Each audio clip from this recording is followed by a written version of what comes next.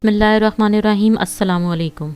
Bitcoins जो कि इस वक्त सबसे ज़्यादा फेमस क्रिप्टो करेंसी है, उसकी वैल्यू अगर हम देखें 26 मार्च को वो 82 लाख पाकिस्तानी रुपये के इक्वल है, जबकि अगर हम लोग इसको कंपेयर करें 31 दिसंबर 2020 की वैल्यू के साथ वो 46 थी। यानी कि आज आपने 1 लाख रुपये इन्वेस्ट किए होते तो वो 2 लाख से ज़्यादा हो चुके होते।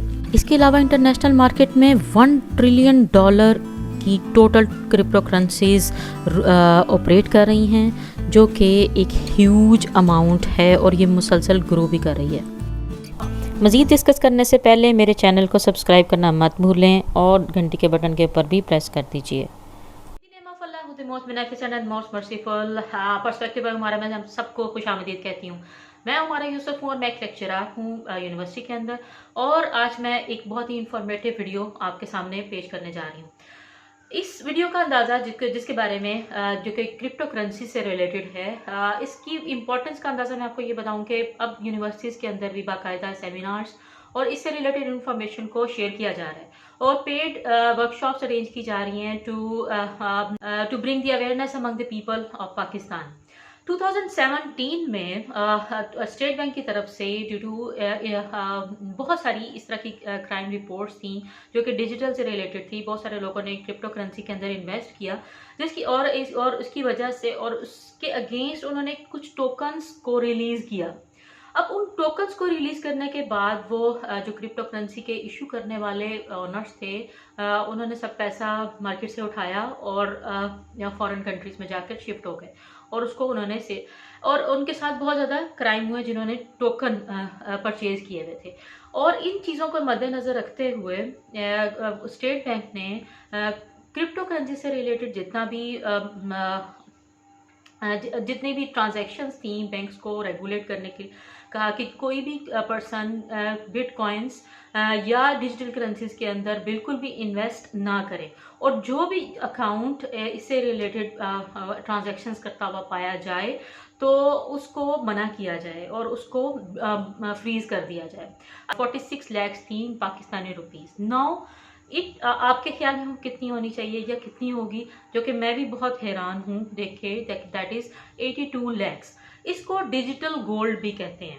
एक मनी एक फॉर्म ऑफ एक्सचेंज है। एक हम लोग पैसा एक्सचेंज के तौर पर यूज़ करते हैं नोट्स को। इसके पीछे गवर्नमेंट ऑफ पाकिस्तान इसके पर रिस्पॉन्सिबल है इस मनी के अगेंस्ट पे करने, यानी ये रिकॉग्नाइज्ड करेंसी है पूरे कंट्री के अंदर। लेकिन अब ये बिटकॉइन क्या चीज़ है? करेंसी क्या है? बिटकॉइन करेंसी इनफैक्ट एक डिजिटल गोल्ड नुमाई चीज़ है। अब जैसे गोल्ड हम लोगों के पास एक गोल्ड रिंग्स होती हैं, गोल्ड होता है। जब हम दुनिया के किसी भी कंट्री के अंदर जाते हैं और हम लोग हमारे पास मनी नहीं है लेकिन हमारे पास गोल्ड है, but it has some value in it. हम लोग कहीं पे भी जाकर किसी भी कंट्री में, बेशक हमारी उस कंट्री की करेंसी नहीं है हमारे पास, लेकिन हम लोग गोल्ड के अगेंस्ट चीज़ें परचेज कर सकते हैं। That is also medium of exchange. इसको स्टोर ऑफ वैल्यू भी कह सकते हैं।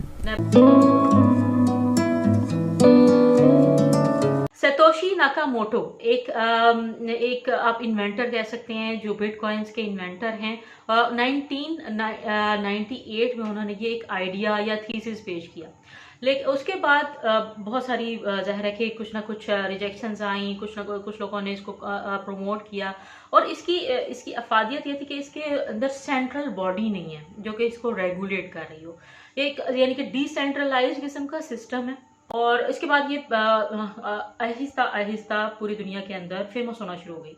2016-17 में पूरी दुनिया में इससे रिलेटेड बूम आया, और लेकिन पाकिस्तान के अंदर भी लोगों ने इन्वेस्टमेंट की और लेकिन धोखा खाया, और जिसकी वजह से पाकिस्तान के स्टेट बैंक ने और गवर्नमेंट ने ड्यू टू अनअवेयरनेस, क्योंकि वो उनके अंदर भी उनको खुद भी नहीं पता कि इसको किस तरह से हैंडल करना है, और बहुत सारे कंट्रीज इसको रिकॉग्नाइज कर चुके हैं लेकिन पाकिस्तान अभी नहीं कर रहा। इसकी आने वाले दिनों में वर्थ बहुत ज़्यादा है।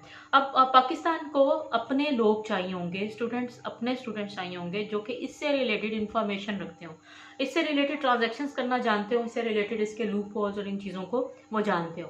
अब इसके ये एक बड़ी सिक्योर ट्रांजैक्शन है। इसके सिस्टम्स जो हैं वो बड़े सिक्योर हैं कि कोई भी इन चीज़ों को, जैसे इंटरनेट के ऊपर हम लोग तो थ्रू ऑनलाइन बैंकिंग अगर हम लोग करते हैं तो उसके अंदर फ्रॉडुलेंट एक्टिविटीज़ का या क्राइम्स का होना थोड़ा सा उसके अंदर पॉसिबिलिटी है। लेकिन क्रिप्टो करेंसीज जो कि क्रिप्टोग्राफ एक टेक्नोलॉजी है जो कि इंक्रिप्शन और डिक्रिप्शन का पूरा करती है, कि एक प्रोसेस को सरंजाम देती है। वो क्रिप्टोग्राफी एक पूरी टेक्नोलॉजी है जो कि इसकी बैकएंड के ऊपर है। और वो उसको ब्रेक करना, क्योंकि ये चेन्स की सूरत में काम करती है। ब्लॉक चेन्स का इसके अंदर कुछ एक कॉन्सेप्ट है कि अगर आप एक ट्रांजेक्शन करेंगे तो एक ब्लॉक जाके उसके ऊपर लग जाएगा। अब वो उसके अंदर वो रिमूव नहीं हो सकता अनटिल एंड अनलेस, बल्कि जो भी अगर अगली ट्रांजेक्शन होगी वो उसके लिए एक नया ब्लॉक लगेगा।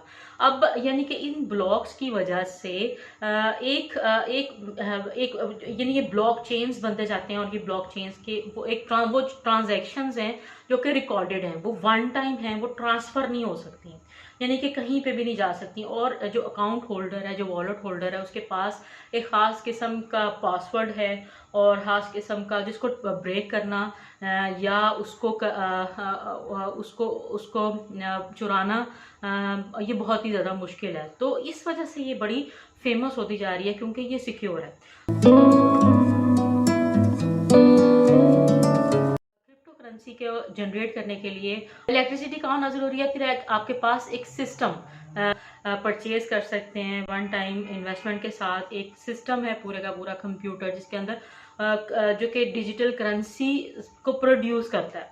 अब वो आपने परचेज करना है वन टाइम इन्वेस्टमेंट के साथ, उसके बाद फिर आप उसके ऊपर अपनी करेंसी को जनरेट कर सकते हो। की जनरेशन का जो प्रोसेस है वो माइनिंग कहलाता है, और इस पिक्चर के अंदर आप एक इंडिविजुअल देख सकते हो जो क्रिप्टो करेंसी की माइनिंग कर रहा है।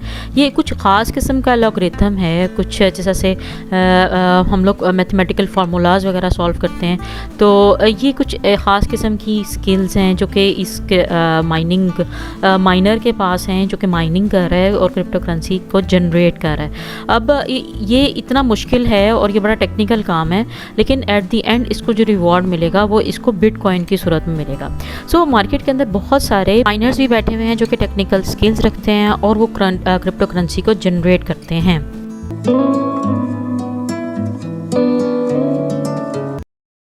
अब आप उसके ऊपर करेंसी जनरेट करके उसके अगेंस्ट टोकन्स को डिस्ट्रीब्यूट कर सकते हो। अब जो वो टोकन्स हैं that is also a currency, यानी कि अगर एक रिटेलर जिसके पास कुछ गुड्स हैं, जैसे कोई ग्रॉसरी शॉप है, उसके पास कुछ गुड्स हैं, वो अपने एक कहते हैं कि आप बिटकॉइंस को यूज़ करके या बिटकॉइन के वॉलेट्स को यूज़ करके या टोकन्स को यूज़ करके आप मेरे साथ चीज़ें परचेज कर सकते हो। जब वो इस चीज़ को अगर रिकॉग्नाइज करता है, कहता है कि मैं इस ट्रांजेक्शन को कबूल कर सकता हूँ, तो क्या होता है कि आप उसको बिटकॉइन देंगे और वो आपको उसके अगेंस्ट गुड्स दे देगा। अभी आपके उस रिटेलर की सबसे ज़्यादा उसके साथ कि वो इस चीज़ को रिकॉग्नाइज करें। सबसे पहले कि आप जब एक करेंसी को मार्केट के अंदर फ्लोट किया जाता है तो वहाँ पर और किया जाता है, उसकी मार्केटिंग की जाती है कि ज़्यादा से ज़्यादा रिटेलर्स जिनके पास गुड्स हैं या सर्विसेज हैं वो इस बिटकॉइन को या उस करेंसी को रिकॉग्नाइज करें। जब वो रिकॉग्नाइज करते हैं तो वो प्रमोट होना शुरू हो जाती है, वो करेंसी वो चलना शुरू हो जाती है, यानी कि जिसने उसके बायर्स होंगे वो ज़ाहिर है कि उस करेंसी को के अंदर चीज़ों को ख़रीद लेंगे। सपोज एक रिटेल शॉप है, रिटेल शॉप के अंदर वो सिर्फ डॉलर्स को ही एक्सेप्ट करती है, रुपए को एक्सेप्ट नहीं करती। तो हम क्या करेंगे, हम रुपए के अगेंस्ट डॉलर्स को ख़रीदेंगे, डॉलर्स को ख़रीद के फिर हम लोग एक रिटेल शॉप में जाएंगे, उसमें उसको डॉलर्स पे करेंगे और उसके अगेंस्ट चीज़ों को ख़रीद लेंगे। अब वो जो भी उनका बायर होगा वो जाएगा मार्केट के अंदर, उसकी करेंसी को परचेज करेगा और उसके बाद आके अपने रिटेलर को देगा, रिटेलर उसको रिकॉग्नाइज करेगा और इस तरह से ये करेंसी की वैल्यू जो है वो बढ़ती जाएगी। अब ये हाईली फ्लक्चुएटिंग फिनोमेना है और ये इंटरनेट की दुनिया में एक बहुत ही ग्रोइंग फिनोमेना है और इंडस्ट्री जो करेंसी से रिलेटेड है और वो बिल्कुल ही चेंज होती हुई आने वाले दिनों में नज़र आ रही है। पूरी पूरी दुनिया के अंदर जनवरी 2021 के डाटा के मुताबिक 4000 डिजिटल या क्रिप्टो करेंसीज पूरी दुनिया के अंदर एग्जिस्ट कर रही हैं, जिसके अंदर जो सबसे ज़्यादा फेमस है वो बिटकॉइंस है। और बिटकॉइंस की जो टोटल मार्केट कैपिटलाइजेशन है वो $600 बिलियन है। That is a huge market, जो कि बहुत सारे कंट्रीज़ के जीडीपीज़ को मिला लें, उनकी टोटल प्रोडक्शंस को मिला लें, तो वो भी बहुत ज़्यादा बन जाता है। तो अब ये है क्या चीज़, ये जस्ट लाइक ए गोल्ड, ये डिजिटल गोल्ड है। आपने गोल्ड के अंदर इन्वेस्टमेंट करनी है, कल इसकी प्राइसेस बढ़ जाती हैं तो आपकी वर्थ भी बढ़ती जाएगी। एक आपने उसके वॉलेट्स, उसके टोकन्स वगैरह परचेज किए हैं, वो भी बढ़ते जाएंगे। अब most famous crypto currencies are the bitcoins, Ethereum जो कि इथेरियम के नेटवर्क के ऊपर चलती है, then there is a tether जो कि टीथर टेक्नोलॉजी के ऊपर चलती है, देन बाइनेंस कॉइन्स है। अच्छा, जो बिटकॉइन है इसके अंदर जो सबसे ज़्यादा ये फेमस है सबसे ज़्यादा, और रियल टाइम ट्रांजैक्शंस के लिए ये यूज़ हो जाता है, और यानी कि हम लोग इसको कन्वर्ट कर सकते हैं अपनी करेंसीज के अंदर भी ज़्यादातर। और जबकि जो टीथर इथेरियम है वो उसकी मशीन्स के अंदर से ये जनरेट होती है। और अगर हम लोग बिटकॉइंस को देखें तो वो अगर 10 मिनट्स लेती हैं एक ट्रांजैक्शन को कंप्लीट करने में, ट्रांसफ़र करने में, एक बिटकॉइन को पूरी दुनिया में कहीं पे भी अगर वो 10 मिनट्स लेता है तो ये 4 सेकंड्स के अंदर, इथेरियम जो है 4 सेकंड्स के अंदर वो ट्रांसफ़र कर देता है मनी को एक जगह से दूसरी जगह। ये 21 मिलियन एक वक्त में कर सकते हैं। ये एक लिमिट लगाई गई ताकि उसकी जो प्राइस को कंट्रोल किया जा सके, यानी कि अगर 21 मिलियन हो जाता है तो उसके बाद अगर उसकी फिर भी डिमांड है तो उसकी प्राइसेस ज़्यादा के ऊपर जाना शुरू कर देंगी। जबकि जो इथेरियम है या ईथर टेक्नोलॉजी के ऊपर बेस्ड है, उसको इस अनलिमिटेड के तौर पर बनाया गया था, लेकिन उसका भी जो है वो एक लिमिट है और 100 मिलियन है। और 100 मिलियन के बाद आप उसको नहीं कर सकते, उसके बाद कोई भी चीज़ की करेंसी की वैल्यू उसी वक्त ही बढ़ती है जब उसकी डिमांड ज़्यादा होती है और उसकी सप्लाई कम होती है। इस सप्लाई को कम करने के लिए सप्लाई को कंट्रोल किया जाता है तो इसकी डिमांड बढ़ती है।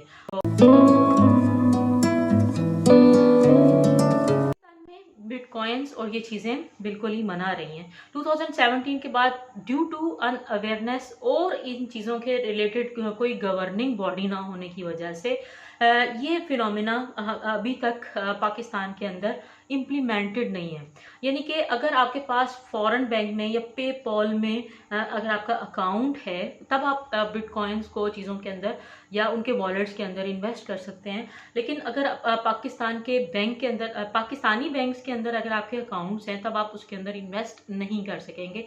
या इसके अलावा वकार ज़का साहब जो पाकिस्तान के सेलिब्रिटी हैं वो पाकिस्तान में बिटकॉइन को लाने में पायनियर्स में से हैं और वो इसको रिकॉग्नाइज़ करवाने के लिए बड़े कोशिश कर रहे हैं कि पाकिस्तान में इसको रिकॉग्नाइज़ करवाया जाए और गवर्नमेंट से इसकी ऑथेंटिसिटी ली जाए। लोगों के अंदर अवेयरनेस लाई जा रही है कि it is just in medium of exchange और रिकॉग्नाइज्ड है। अब अगर पूरी दुनिया का इंटरनेट ख़त्म हो जाता है तभी इसकी इम्पोर्टेंस या इसकी वर्थ ख़त्म हो सकती है। लेकिन आप ये जानते हो कि जब से इंटरनेट आया है तो इसकी ग्रोथ ही इस वक्त है और हर तरह की बिजनेसेस जो भी बहुत सारे बिजनेसेस, बल्कि मोर देन 50% बिजनेसेस जो हैं वो अब ऑनलाइन काम कर रहे हैं। और due to pandemic situations throughout the world और जो सारे बिजनेसेस हैं वो सारे के सारे ही ऑनलाइन चले गए हैं, इंटरनेट के ऊपर बेस करना शुरू कर दिए।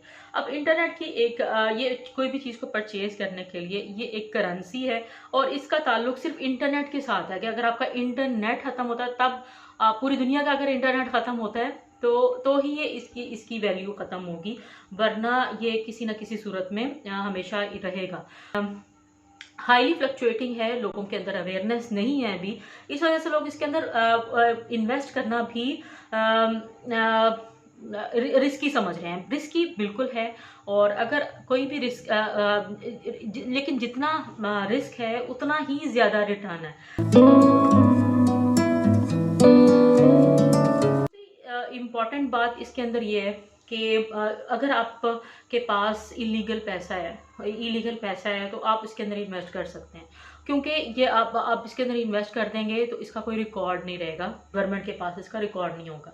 अगर आपके पास यानी हमारे अगर हम लोग देखें तो हमारे सियासतदानों के लिए या जो पाकिस्तान के अंदर हो रहा है, इसके पैसे को चुराना कितना आसान हो गया है एक तरह से। यानी आप बिटकॉइन खरीद लें पूरी दुनिया के अंदर से और उसके अंदर इन्वेस्टमेंट्स करते हैं, वो बढ़ती जाएंगी, आपकी एक तो दौलत बढ़ती जा रही है। आप उसके अंदर किसी भी करेंसी में इसको कन्वर्ट करवा सकते हैं, बेशक डॉलर्स में करवा लें, उसको यूरोस में करवा लें, किसी भी चीज़ में करवा लें।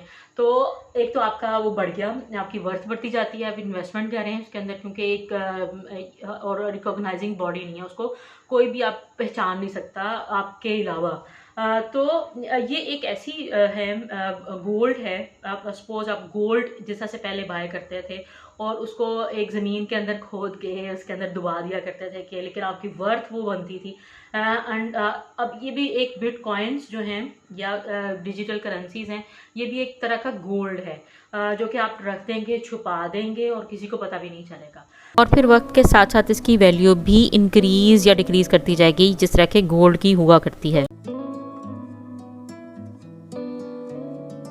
किया जाए, गवर्नमेंट इसके बारे में सोच रही हैं कि इसको लीगलाइज किया जाए। अब लीगलाइज कैसे किया जा सकता है? गवर्नमेंट अपनी यानी कि पाकिस्तान अपनी एक मशीन खरीदे, ठीक है, और उसके बाद वो करेंसीज को इशू करे, डिजिटल करेंसीज जिस तरह से है, एक नया बैंक टाइप, यानी कि जो भी इसको परचेज कर रहा है, जो भी इसको जनरेट कर रहा है, उसके पीछे एक रिकॉग्नाइजिंग बॉडी है, वो कहीं भाग नहीं जाएगा। यानी कि पैसा इकट्ठा किया आपने, जो भी टोकन जो उससे रिलेटेड जो भी चीज़ें आपने उसके अगेंस्ट आपने जो डिस्ट्रीब्यूट की हुई हैं, वो ट्रेड भी हो रही है, नेक्स्ट लोगों के अंदर को ट्रेड किया जा रहा है। अब वो यानी कि डिजिटली है ये सारी चीज़ें। अगर गवर्नमेंट ऑफ पाकिस्तान इसको रेगुलराइज कर देती है, थ्रू अदर बैंक्स को अलाउ कर देती है, तो ही ये पॉसिबिलिटी है कि ये पाकिस्तान के अंदर लोग इसके अंदर इन्वेस्टमेंट करना शुरू कर देंगे। तो आने वाले दिनों में इसकी इम्पोर्टेंस बहुत ज़्यादा है और किसी भी कंट्री की जो या किसी भी पूरी दुनिया की अगर हम लोग फाइनेंशियल सिस्टम को देखें तो फाइनेंशियल सिस्टम की रिवॉल्यूशन आ चुकी है और इन करेंसीज की वजह से अब पूरी दुनिया का जो फाइनेंशियल सिस्टम है मुकम्मल तौर पर चेंज हो जाए। गवर्नमेंट को किसी न किसी तरह से रेगुलेशन चीज़ें बॉडीज़ और ऐसी लानी पड़ेंगी ताकि इनको रेगुलराइज किया जा सके। लेकिन जो सबसे पहली बात है अवेयरनेस की, अगर हम लोग अवेयरनेस थ्रू यूनिवर्सिटीज़ और दूसरे लोगों के थ्रू जो कि इन चीज़ों के अंदर काम कर रहे हैं, अगर हम लोग इंफॉर्मेशन को प्रॉपरली और अगर हम लोगों ने कोई भी पॉलिसी मेकिंग करनी है तब तक ये उस वक्त तक नहीं हो सकती जब तक लोगों के अंदर अवेयरनेस नहीं होगी। क्योंकि पॉलिसी मेकर्स जो हैं, पॉलिसी मेकर्स एक सीनियर लोग होते हैं और अगर वही इससे रिलेटेड एजुकेटेड नहीं होंगे तब तक वो इसको लीगलाइज नहीं करेंगे और लीगलाइज नहीं करेंगे तो इसको रिकग्निशन नहीं मिलेगी। जबकि और उनको यंगस्टर्स की बहुत ज़्यादा ज़रूरत होगी जो इससे रिलेटेड इंफॉर्मेशन रखते हैं और इससे रिलेटेड ट्रांजैक्शंस कर सकते हैं। तो इससे रिलेटेड आने वाले वक्त में मैं बहुत सारी जॉब अपॉर्चुनिटीज़ देखती हूँ और मैं ये देख रही हूँ कि हमारे जो यूनिवर्सिटीज़ हैं वो इससे रिलेटेड कोई ना कोई कोर्सेज़ वगैरह ऑफ़र करेंगी या उनको करने चाहिए ताकि लोगों के अंदर अवेयरनेस आए, लोग एजुकेट हों और इस जो ग्रोइंग रिवॉल्यूशन है इसकी पेस को पकड़ने के लिए भी हम लोग तैयार हों। सो इस वीडियो का मकसद आप सबके साथ एक इन्फॉर्मेशन और एक एजुकेशन था और इसको लाइक ज़रूर कीजिएगा, सब्सक्राइब मेरे चैनल को ज़रूर कीजिएगा और घंटी के बटन के ऊपर भी प्रेस कर दीजिएगा क्योंकि मैं आने वाले वक्त में बहुत सारी इसी तरह की इन्फॉर्मेटिव वीडियोस आपके लिए लाने वाली हूँ। Thank you very much. Allah हाफिज़।